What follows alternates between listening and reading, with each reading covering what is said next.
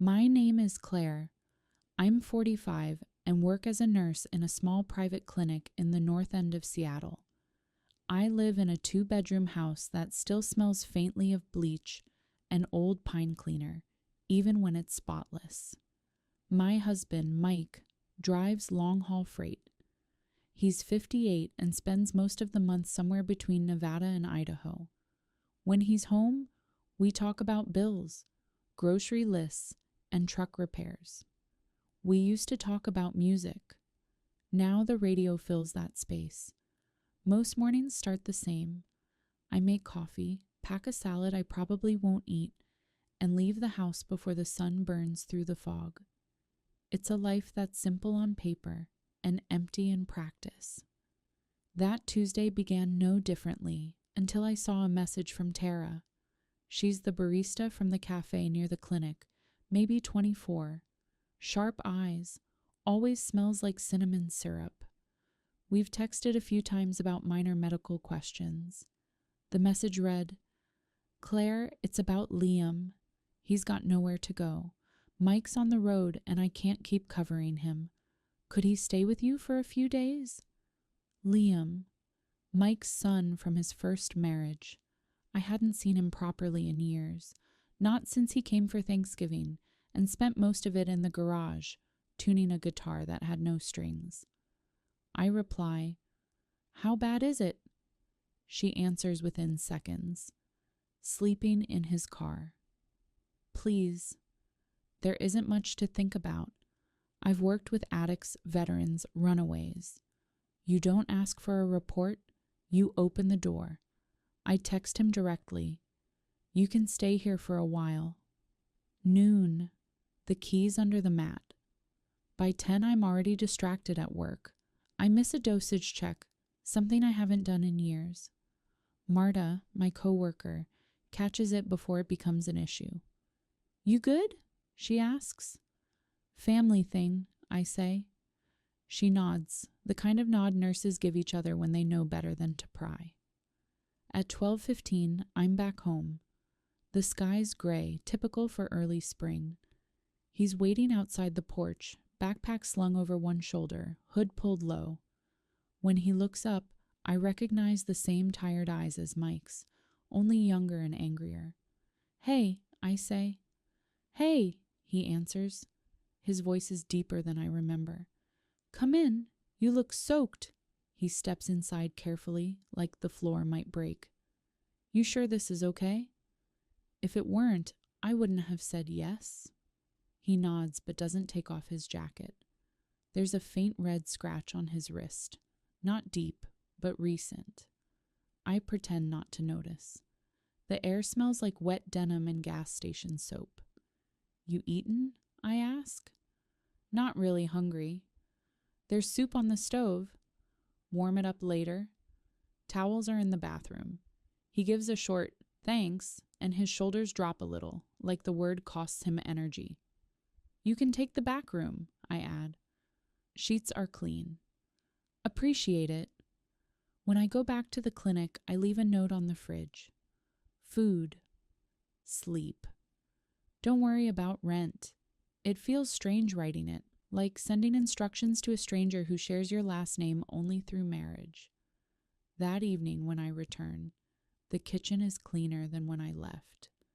The leaky faucet is fixed. The smell of stew lingers, and the dishes are washed. I stand there, listening to the faint hum of the refrigerator, thinking maybe this arrangement won't be so bad. I walk past the guest room, his room now, and see the light under the door. A quiet shadow moves. I consider knocking, asking how he's holding up, but decide against it. He needs rest, more than conversation. In bed, I check my phone. No message from Mike, not even the usual "made it to Reno." I look at the ceiling and think about how easy it is for a house to stay clean when no one's really living in it. Tomorrow I'll make sure there's breakfast ready before I leave for the night shift. I'll write another note. Maybe this time I'll add, "Glad you're safe." By the second morning, we've fallen into a rhythm without trying. I leave early for my shift. He stays home.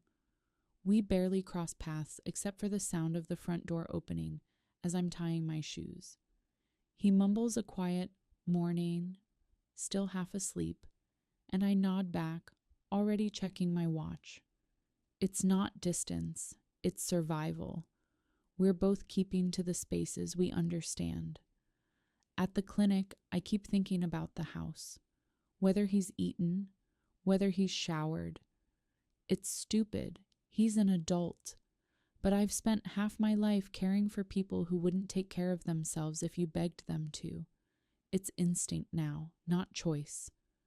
When I get home that night, the sink is empty, the trash is out, and there's a sticky note on the fridge in my handwriting that says, "Leftover pasta." Underneath, in his messy scrawl, "Thanks." Fix the drawer too, I open it. The drawer that used to jam slides perfectly. I catch myself smiling for the first time all week. The next evening, the weather turns. Wind shakes the windows, and the lights flicker twice. I'm charting patient records at the kitchen table when I hear a muffled sound from the living room, a kind of sharp breath, like someone trying to swallow air. I walk in. Liam's sitting on the couch, bent forward, gripping his knees, chest rising too fast. I recognize it immediately. Panic attack. "Hey," I say quietly, sitting down a few feet away. "Look at me." "Slow it down." He tries to speak but can't. His hands tremble, one pressed against his chest. "Breathe with me," I tell him, counting it out like I do with patience. "In 1, 2, 3, out, 1, 2, 3. At first, it's useless. His lungs don't listen. Then his shoulders start to ease. I reach out and hold his wrist, just lightly, so he knows someone's there. After a few minutes, his breathing evens out. He leans back, still pale, eyes damp. "Sorry," he mutters. "Don't apologize," I say. "You just forgot how to breathe for a minute." "Happens?" He nods, eyes on the floor. "Haven't had one in a while." "Then you were overdue." That gets a weak laugh. I get him a glass of water, and he takes it with both hands. "You do this every day?" he asks after a while. "Something like it." Different faces, same fight. He nods again. "Must get heavy." "Sometimes." He finishes the water, sets the glass down carefully, and falls asleep right there on the couch. I grab a blanket and cover him. His face looks younger when he's out cold, less guarded, almost peaceful. I stay for a minute, not sure why. Maybe because it's been so long since I've been near someone who needed me for something that wasn't part of a paycheck. An hour later, lightning flashes outside, knocking out the power. The house goes dark, the kind of dark that hums in your ears. I grab a flashlight from the drawer and sit on the floor near the couch. He stirs, blinking at the light. "Storm," I say. He rubs his face, groggy. "Haven't seen one like this in a while." "Seattle's overdue for everything lately," I answer. He looks at me then, eyes steady, something searching in them. "You're not what I expected." I tilt my head. "What did you expect?" "I don't know. Colder, maybe I smile." "You're not what I expected either." For a few seconds, the only sound is the rain slamming the windows. Then it happens. Sudden, unsure, a small accidental kiss. Not hungry or planned, just instinct. A moment of warmth that neither of us should have reached for but did anyway. When the power flicks back on, we both pull away. He runs a hand through his hair, embarrassed. I stand and grab the flashlight, pretending to check the outlets. "Guess the power's fine," I say. "Yeah," he murmurs, voice rough. "We don't talk about it." I head to my room, close the door, and sit on the edge of the bed. I can still feel the weight of it. How quick, how real. I don't know if it meant anything, but I know what it will cost if it ever happens again. Still, as I lie down, the house feels less like a picture in a frame and more like something alive, and that's the most dangerous part. 3 days later, life pretends to go back to normal. I go to work, come home, make dinner, and keep conversation to the safe topics: weather, groceries, broken appliances. Liam fixes things without asking: the kitchen faucet, the back gate, even the flickering light in the hallway that Mike ignored for years. It's strange. His silence isn't heavy, it's calm. Saturday morning, Naomi drops by. She's been my neighbor for 12 years, retired teacher, loves gossip like it's her morning cardio. She shows up with a peach pie and her usual chirpy tone. "Claire, thought you could use something sweet." "Oh, hello there." Liam's at the table, sleeves rolled up, sorting through old tools. "This is Mike's son," I explain quickly. "Staying for a bit." "Ah, the famous Liam," she says, grinning. "You've grown up." He gives a polite smile, the kind people give to end a conversation. Naomi doesn't take hints. Her eyes dart between us, curious, assessing. "Well, you two make quite the team," she jokes. "Just fixing what needs fixing," I reply, cutting the pie. When she leaves, she says, "Good to see some life in this house again, Claire." I laugh, but it sits wrong in my chest. By Monday, the photo appears. Someone from the volunteer group posted it in the neighborhood chat. Me and Liam unloading medical supplies at the community center. The caption reads, "Our clinic's angels at work." It should have been harmless, but in this town, everything comes with a whisper. The comments start soft. "Nice to see them helping," then turn sharp. "Isn't that her stepson? Pretty cozy for volunteers. Guess the clinic keeps things in the family." I scroll once, twice, then stop. It's a bad habit, watching people invent a story out of air. At the clinic the next day, the administrator, a woman named Sandra, calls me into her office. Her tone is friendly, but the look in her eyes isn't. "Claire, quick question," she says, closing the door.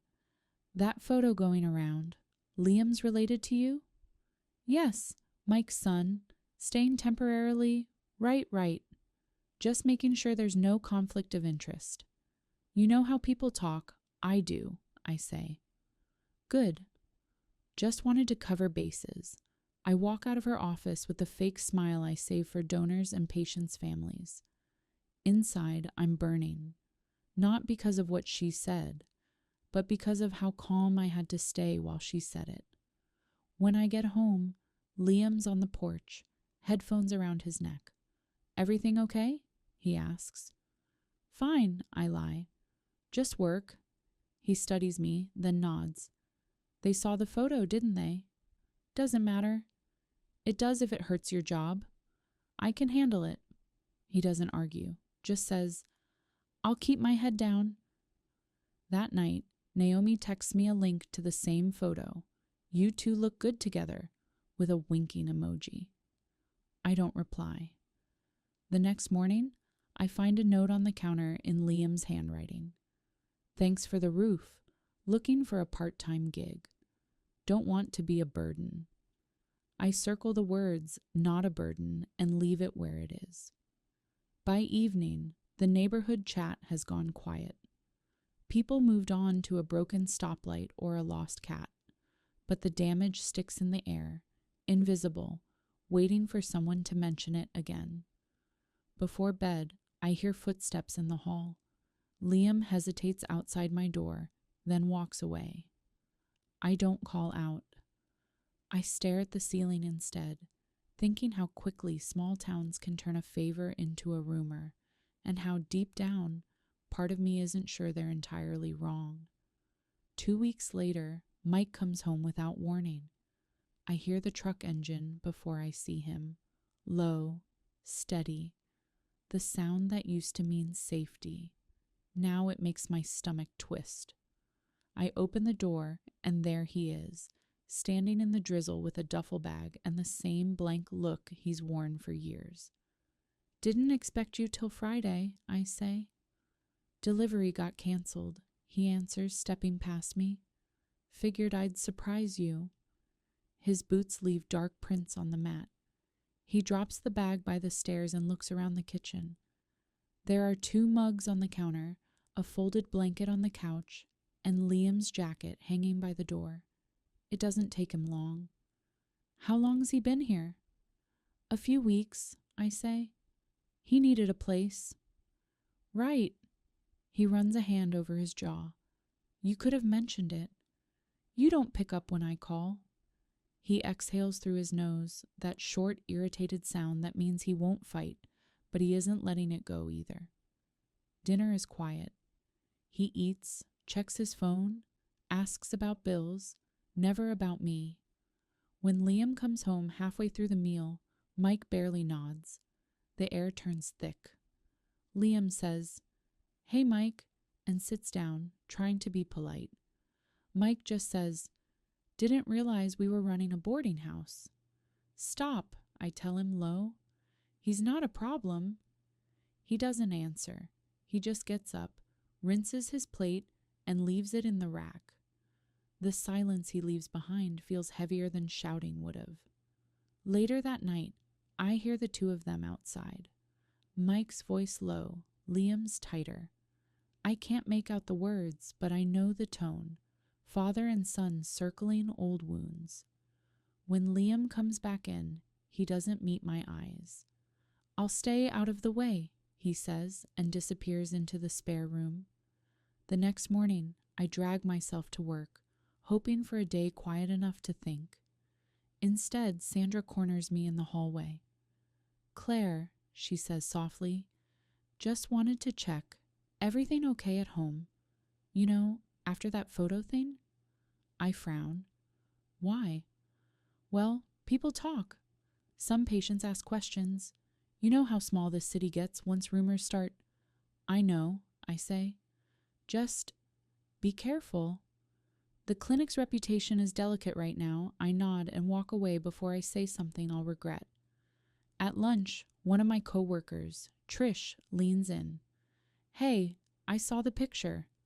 "People are ridiculous. Don't let it get to you. I'm fine." "Sure," she says, not believing it. Still, you might want to lay low a bit.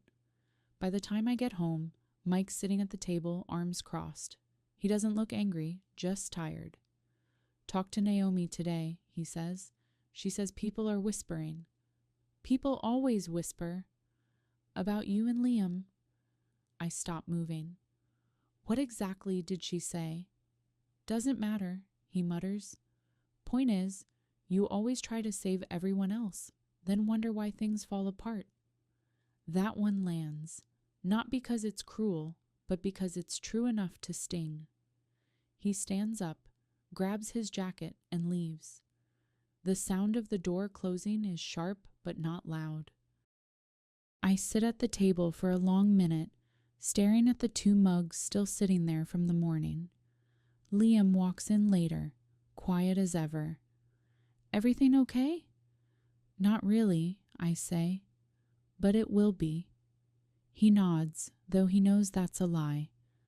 That night, I lie awake listening to the rain hit the roof. Mike's side of the bed stays cold. I think about how many times I've patched other people's wounds and how rarely I've let anyone touch mine. Somewhere in the house, a floorboard creaks. Liam moving, maybe unable to sleep. I don't get up. Outside, the storm keeps building, and I wonder how long it'll take before everything I've been holding together finally gives out. By the end of the week, the house feels like a waiting room, quiet, polite, and full of things no one wants to say. Mike leaves again early Saturday morning without a word. I hear the truck start while I'm still in bed. The engine fades, and that's it. No note, no text, just gone. I pour coffee, sit at the table, and watch the steam rise until it disappears. Then I open my phone and find a short voicemail from him. We'll talk when I'm back. The kind of message that means we won't. That afternoon, I bring up an idea to Liam. The clinic's starting a short caregiving course for community work. Veterans, long-term patients, things like that. You could join. Paid training, flexible hours. He hesitates. Wouldn't that be weird? Me showing up where you work? It's a big building, I say. You'll blend in. He thinks for a moment, then shrugs. Okay, might as well do something useful. 2 weeks later, he's in a volunteer vest helping at the Veterans Center. The first day he comes home, he smells like disinfectant and coffee. He talks more than usual, about a man who showed him how to fix a broken wheelchair, about an old woman who told stories from the Gulf War. His voice carries a kind of focus I hadn't heard in him before. You did good, I say, handing him a slice of pizza. I didn't do much. You showed up. Most people don't. We eat from the box, sitting on the floor. The TV's on, muted. He looks relaxed for once, like he's found a small corner of peace. The next night, he stays late at the center. When he gets home, he's soaked from the rain. Seattle, he mutters, pulling off his jacket. I hand him a towel and a glass of cheap red wine. He laughs. You're spoiling me. Don't get used to it, I say, but I'm smiling. We sit close, too close maybe, but neither of us moves. The kind of silence between us isn't awkward. It's charged, waiting for someone to make a decision. I think of Mike. How long it's been since he touched me without rushing. Since anyone looked at me like I was still something to reach for. I tell myself I shouldn't, that this is a line, a serious one. He brushes my hand by accident, or maybe not, and I don't pull away. It's small, nothing dramatic, just skin on skin, enough to make me feel awake again. Later, we open another bottle. The rain gets heavier, the lights dim. When it happens, it's not romantic. It's real, raw, almost clumsy. No promises, no declarations, just need and breath and quiet after. In the morning, he's still asleep. His arm rests across my pillow, and for a few seconds I let myself watch him. Then the guilt hits. Warm first, then sharp. I get up, make coffee, and tell myself it was a mistake. But deep down, I know that saying once out loud is already a lie. At the clinic, I try to focus, but while checking vitals for a patient, she squints at me. You're the nurse from that photo online, right? The one with the young guy? I freeze for half a second too long. Just volunteering, I say quickly. She nods, unconvinced. That afternoon, in the break room, my hands still shake when I pour coffee. Trish notices. Rough day? Something like that. Go home early, she says. Whatever it is, it'll still be there tomorrow. When I get home, Liam's packing a small bag. I think I should crash somewhere else for a bit, he says quietly. People are talking. You don't need this, Liam. He shakes his head. It's okay. I just don't want to make things worse. He leaves a note on the counter before he goes. Thank you. I'm better because of you. I stand there reading it over and over until the letters blur. The house feels empty again, but not in the same way as before. This time the emptiness hums with everything that almost mattered and everything that shouldn't have. A week passes before I hear from him again. It's late Friday and I'm on a night shift when my phone buzzes with a new message, a link from an unknown number. I shouldn't open it. I know better, but I do. It's a short video, shaky, filmed from across a parking lot. Liam's there, leaning against a car. Naomi stands in front of him, talking, laughing. Then suddenly, she leans in and kisses him. Quick, careless, like it's nothing. The clip ends there. It takes a second before I realize what I'm looking at. My chest feels hollow. The message has no text, no name, just the video. But I already know it came from the same neighborhood group chat that ruined my peace the last time. When I scroll, I find it posted there too. The caption reads, "Guess our nurse lost another patient." 30 comments follow. Jokes, emojis, a few people pretending to defend me, just to look good doing it. I lock my phone and keep working, because that's what I know how to do. Move my hands, keep busy, avoid breaking down where people can see it. But somewhere between changing an IV and signing a chart, I realize my fingers are trembling so hard I can barely hold the pen. At 7 a.m., I drive home in silence. Mike's truck is already in the driveway. My stomach drops. He's sitting at the table, cup of coffee untouched, the divorce papers already spread out. "You saw it?" he asks. "Yes." He nods once. "Whole town did." I wait for him to yell, but he doesn't. He just looks at me like he's watching something he used to care about fade. "I'm not angry," he says finally. "I just can't keep living inside someone else's mistakes." "It wasn't like that," I say. "Doesn't matter what it was like," he cuts in. "It looks like that now." His voice doesn't rise. That makes it worse. He stands, pushes the papers toward me, and leaves. No scene, no slam door, just the sound of his boots on the porch, then the truck starting. When I finally sit down, the coffee he made is still warm. I stare at it until the surface goes still again. Later that morning, I step outside. Naomi's car is parked across the street, new, bright red. She waves like nothing happened. I don't wave back. Inside, the air smells like dust and old rain. I pick up my phone again and watch the video one last time, just to be sure it's real. Naomi's laugh echoes through the tiny speaker, Liam's face half in shadow, expression unreadable. I wonder what he was thinking, if it was guilt or just confusion, or maybe nothing at all. That night, I sit on the edge of the bed that still smells faintly of Mike's aftershave. The papers are on the dresser, unsigned. I can't bring myself to touch them yet. My phone lights up again. A text from Tara. "Claire, I heard about what happened. I'm sorry. People here are cruel. I don't answer. There's nothing to say."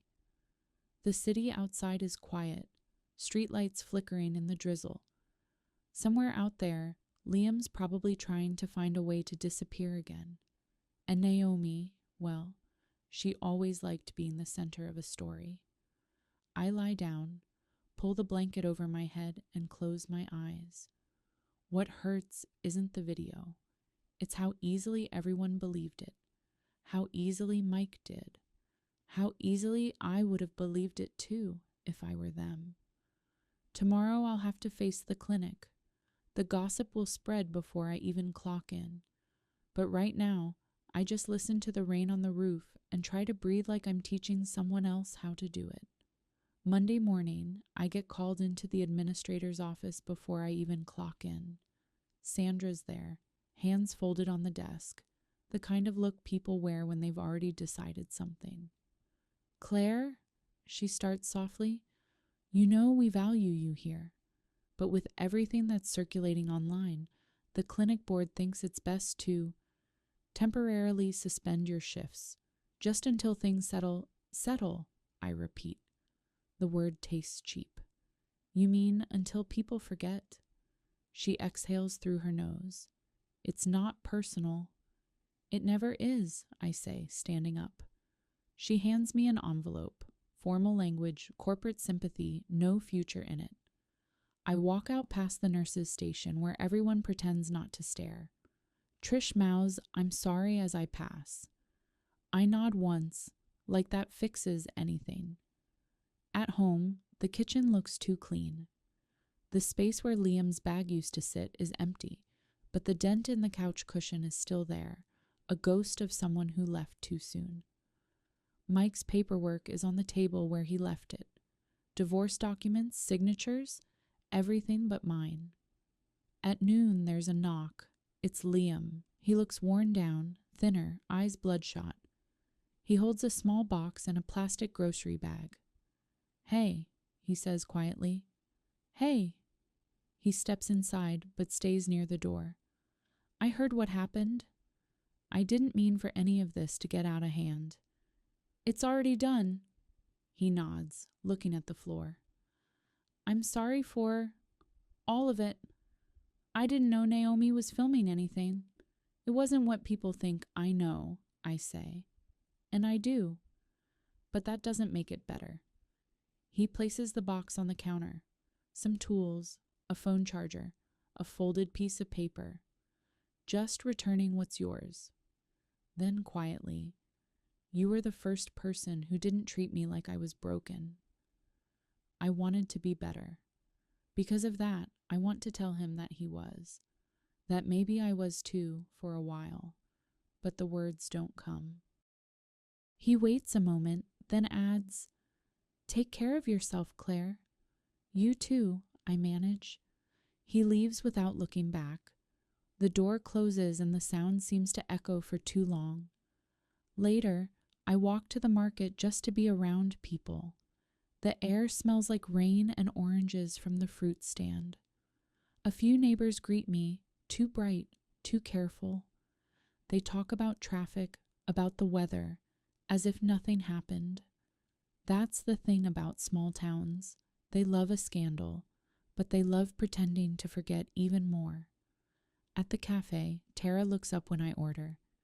"You didn't have to say yes that day," she says softly, sliding me a cup of coffee. "I know." She hesitates, then adds, "You just wanted to help." That's not wrong, I nod, but it feels hollow. I walk home with the cup in my hand, the warmth fading before I even reach the corner. The street's quiet. Naomi's car isn't there anymore. Maybe she found a new neighborhood to impress. Mike's truck hasn't returned and probably never will. Inside, the house smells like nothing. No coffee, no dinner, no people.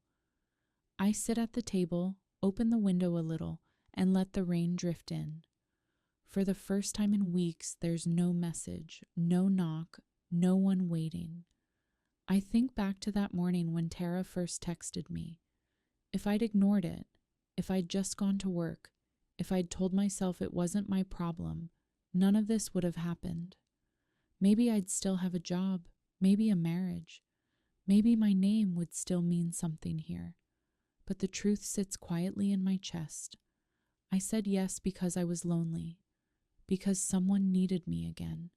And for a while, that was enough to feel alive. Now there's just the sound of rain on the roof, steady, unbothered. I finish the coffee, cold and bitter, and think about starting over somewhere no one knows my name.